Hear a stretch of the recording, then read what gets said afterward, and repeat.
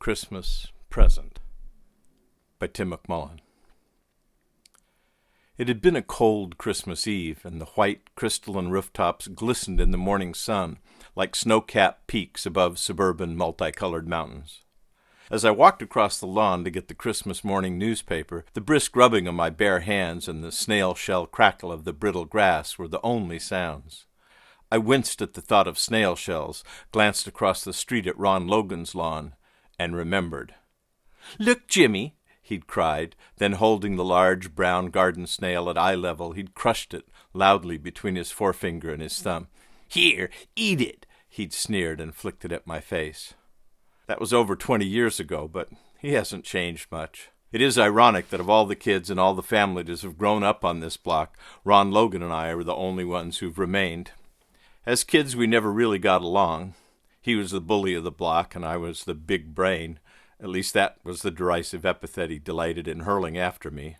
Naturally, I took it as a compliment. As adults, we simply don't have many occasions for contact. Once in a while, he and his two boys will be out front washing their Bronco after some off-road excursion, and we'll exchange a word or two. For the most part, though, we have very little to do with each other. I smiled as I looked at his place.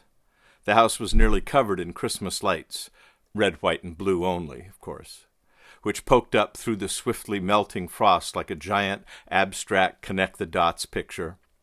On one corner of his lawn was a large wooden scene of Santa and his reindeer. On the other, a life-size nativity scene. That's Ron for you. Nothing halfway about him. Just like his annual 4th of July extravaganzas. Nobody has a bigger or brighter display than Ron Logan and his boys. 2 years ago, they nearly burned the roof off the Mejia's patio, but we finally put the fire out with garden hoses. Suddenly, a bird twittered, and then another, and the tree by my chimney came alive with their rustling and chittering. My thoughts snapped back from the recollected scenes, and I paused above the yet uncollected newspaper and listened. Southern California is a mixed metaphor, after all, juxtaposing the frost on its rooftops with the birds in its branches. I'd noticed one chirrup pitched higher than the others, and I realized that there must be a fledgling in among the older birds. The image of little John Logan, Ron's 6-year-old, intruded upon my thoughts. Johnny's the only one of the Logan lot that I can tolerate, and in fact, I really like him, even if I do feel a little sorry for him. More than once I've seen the gloating countenance of his older brother, Ron Jr., suffused with fascination and pleasure at the whimsical torture of some insect or small animal unfortunate enough to have been captured in those merciless, pudgy fingers. It's his father's face as well, the face of the snail crusher. But John is different. His fists clench and his gentle brow creases in disgust and horror at his brother's callous delights. And the little fella has paid for such feelings. "Get over here, you little sissy," I've heard the father bellow. "Take it like a man, or boys don't cry," the pugnacious taunts of his older brother have echoed, emulating the father's sarcastic tone. Once, about a year ago, as I was carrying the trash can around the corner of the house, I found little John hunched over on my porch, sobbing. His T-shirt front was nearly saturated, and he caught his breath in lurching hiccups as the tears surged down his cheeks and chin. Even the cement porch at his feet showed signs of the torrent. "What's wrong, Bud?" I said, sitting down beside him. He brushed the butt of his fist back and forth across his eyes, tried to stifle his sobs.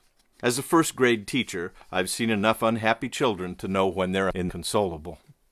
I put my right arm around his heaving shoulders and pushed his wispy brown hair out of his eyes with my left hand.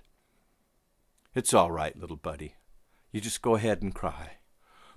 My dad says it only he whimpered, and his shoulders convulsed even harder. "Well, we both know you're not a sissy, are you?" I said.